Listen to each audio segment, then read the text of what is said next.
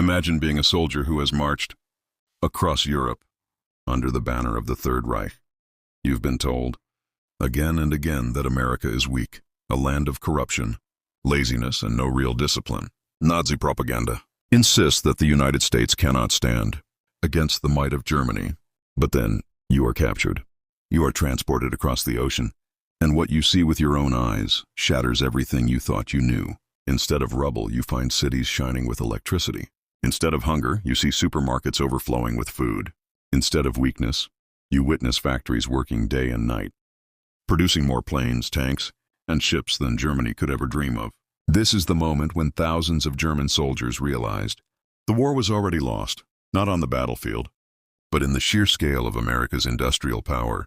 In this video, we'll step into their shoes and uncover the shocking experiences of German prisoners of war who came face to face with the unstoppable machine that was the United States. Stay with us until the end, because what these men saw would change not only their understanding of the war, but also the future of the world. The German soldiers who would one day stand in shock at America's industrial might did not arrive there willingly. They were taken as prisoners of war in the brutal campaigns of North Africa, Italy, and later in Western Europe. For many, the journey to the United States began under the burning desert sun of Tunisia in 1943, when Field Marshal Erwin Rommel's once feared Afrika Korps finally collapsed under the combined weight of British and American forces. Defeated, exhausted, and surrounded, tens of thousands of German soldiers laid down their arms. Most of them had been told by Nazi propaganda that capture by Americans meant brutality or even death. They expected revenge, humiliation, or starvation. Instead, something entirely different awaited them. After capture, long convoys of prisoners were marched to ports. They boarded transport ships, often Liberty ships, designed not for luxury but efficiency. Crammed into the holds, the men crossed the Atlantic under heavy guard. The voyage was tense, but it was also the first step in a revelation none of them could have anticipated. For the Germans, the sheer logistics of their transport were already astounding. Thousands upon thousands of POWs were being shipped safely across an ocean, still patrolled by German U-boats. The Americans had the ships, the fuel, and the organization to move entire armies of prisoners halfway around the world without faltering.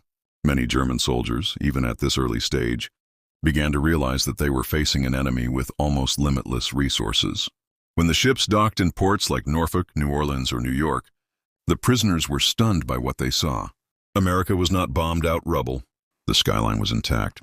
The harbors were filled with merchant ships, warships, cranes, and cargo being unloaded in a constant rhythm. Everything moved with a pace and order that struck the prisoners as almost mechanical. From there, the POWs were placed on trains that took them deep into the American heartland. The train rides themselves became a window into another world.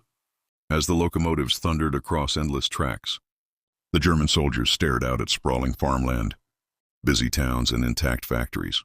They could not help but compare it to what they had left behind in Germany: shortages, ruins, and cities darkened by air raids. One German prisoner later recalled his astonishment. "We thought America was weak, a land of jazz and money. But as I looked out of that train window, I realized this country was too vast, too rich, and too organized. We had been lied to." The arrival at prisoner of war camps marked a turning point. These camps were scattered across the United States, from Texas cotton fields to the forests of Minnesota. The Geneva Convention was respected, and conditions were surprisingly humane. The prisoners were given food, clothing, and shelter. They could write letters home, attend classes, and even work in local farms and factories. For many Germans, it was their first close look at everyday American life. And it was not weakness they saw, it was abundance. Still, in these early months, most prisoners clung to the belief that Germany might turn the tide. They remembered the victories of 1940, the speed of the Blitzkrieg, and the toughness of the Eastern Front. But deep down, questions were forming. How could a nation that produced so much, that transported so easily, and that lived so comfortably ever be defeated? This was only the beginning of the realization that America's power extended far beyond its battlefields. It was in the factories, the farms, the railroads, and the everyday prosperity of its citizens. And for the German prisoners, the shock of seeing it firsthand would change the way they understood the war and their chances of winning it. When German soldiers first set foot in the United States as prisoners of war, they carried with them a lifetime of propaganda. For years they had been told that America was a hollow land, lazy, culturally corrupt, divided by race, and incapable of true strength. The Nazi regime had painted the United States as a giant without discipline, a nation of consumers but not producers, soft and weak compared to the disciplined German folk. Those illusions crumbled quickly. The first jolt came in the camps themselves. Meals were regular, plentiful, and balanced. For men who had lived through shortages in North Africa and on the front lines, the sight of white bread, meat, milk, and fresh vegetables every day was shocking. Germany at this point in the war was rationing almost everything. Families back home were surviving on turnips, ersatz coffee, and meager cuts of horse meat. Yet here in the heart of the enemy's land, even prisoners ate better than many civilians in Europe. This abundance was not an accident. It was a direct result of America's unmatched agricultural system.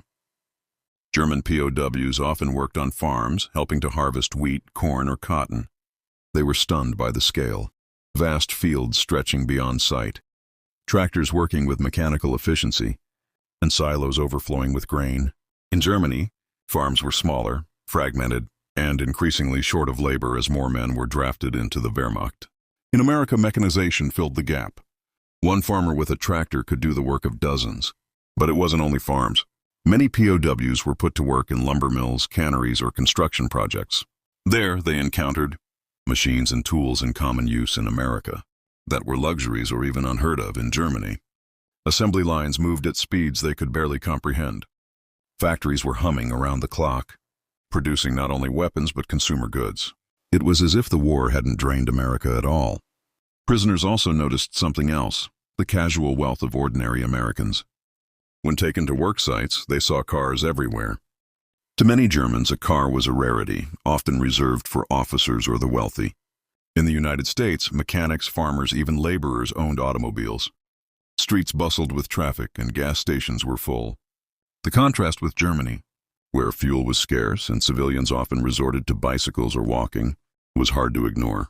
The railroads, too, were an education. Trains carried grain, coal, steel, and soldiers across vast distances without pause.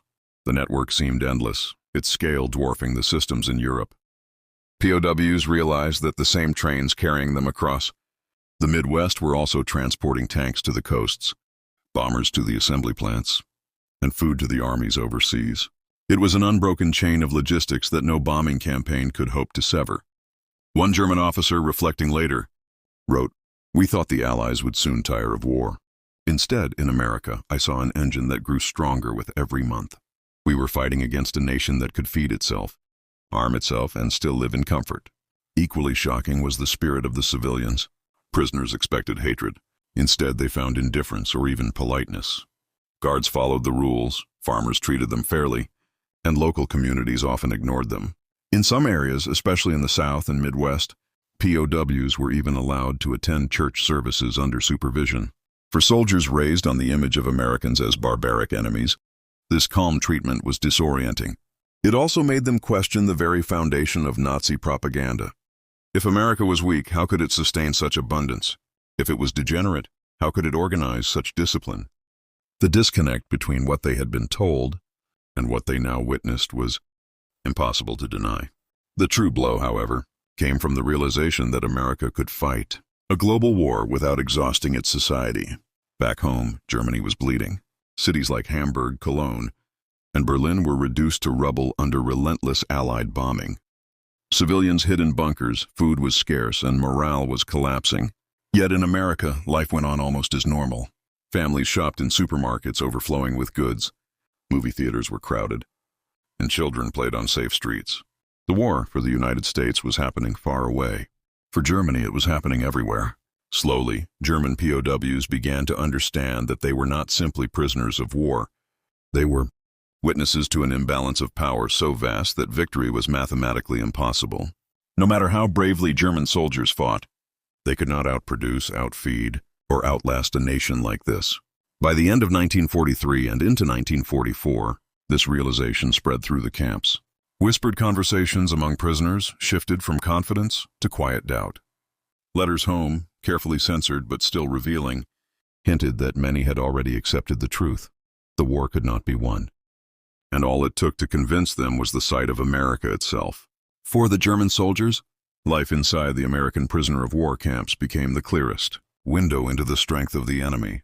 It was here, in the routines of daily existence, that they experienced America not as an abstract power but as a lived reality.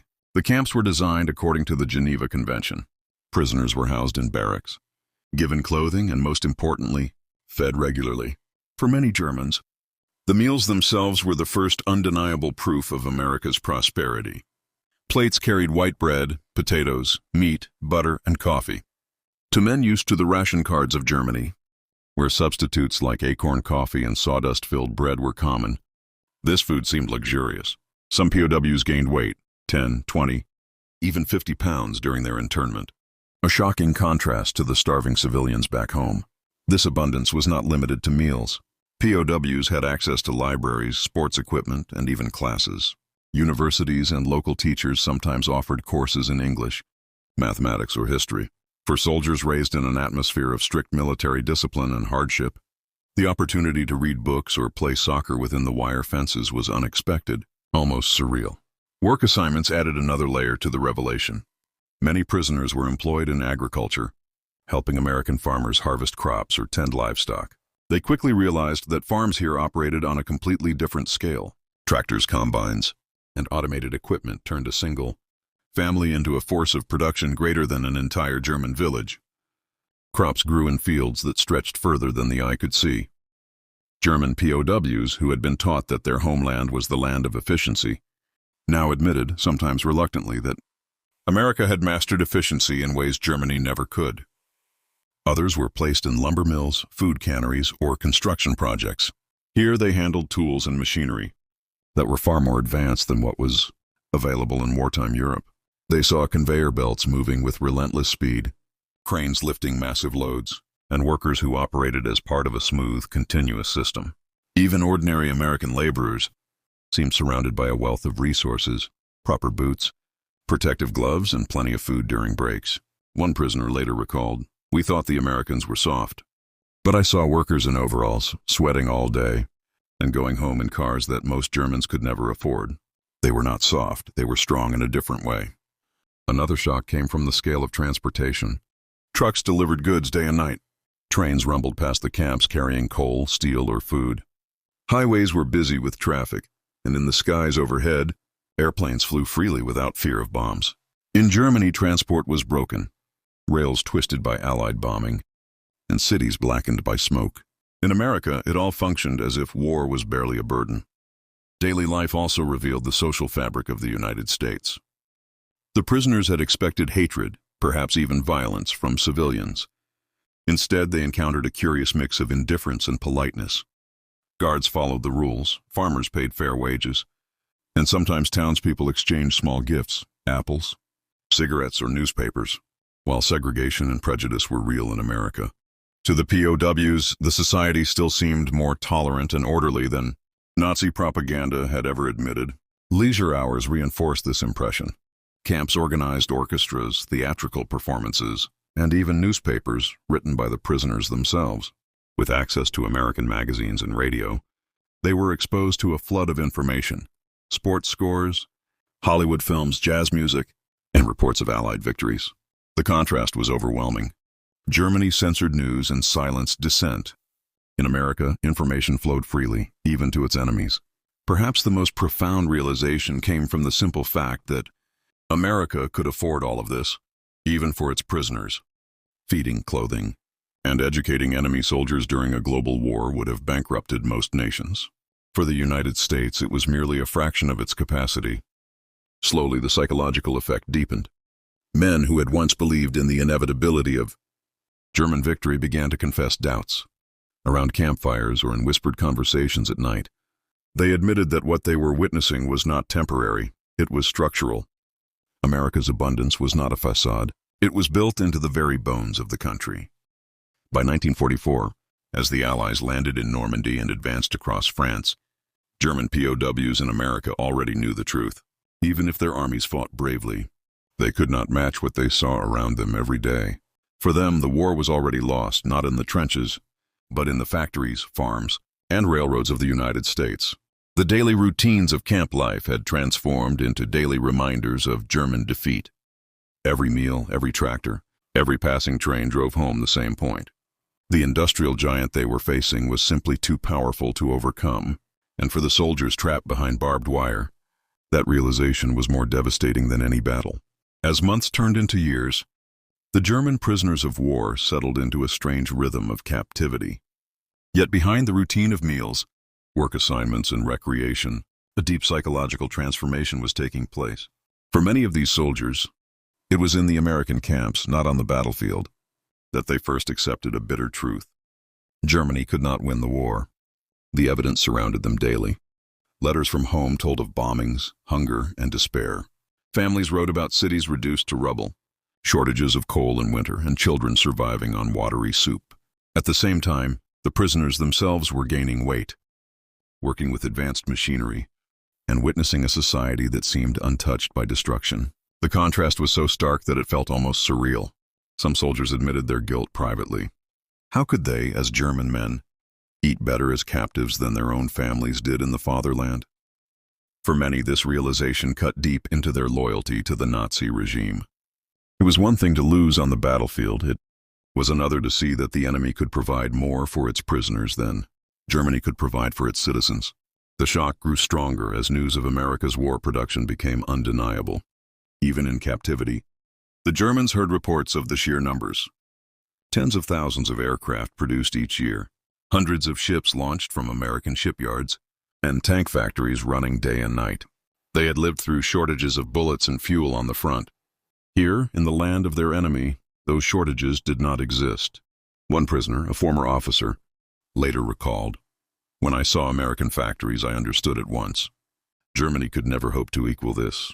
The war was finished. We were simply too blind to admit it at the time." The sense of defeat was reinforced by the human environment. The guards who oversaw them were often just ordinary young men, farm boys or mechanics in uniform. They were not the ruthless, decadent figures that Nazi propaganda had promised. They were calm, confident, and professional. For the prisoners, this suggested something more. If even America's ordinary men were strong and disciplined, what hope was left against the weight of its entire population and industry? Religion and culture also played a role.